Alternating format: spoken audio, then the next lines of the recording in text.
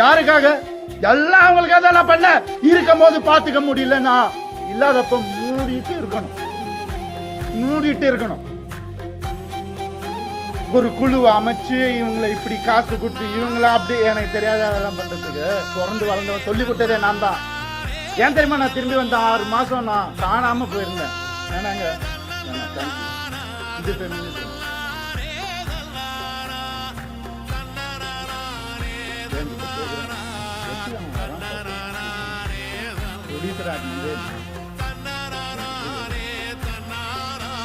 யாராவது பாத்துக்கீங்களா? குடும்பமா எக்ஸ் குடும்பம் வந்து இன்டர்வியூல வர்றது யாராவது பாத்துக்கீங்களா? எனக்கே தெரியாது. சர்ப்ரைஸ் தான்.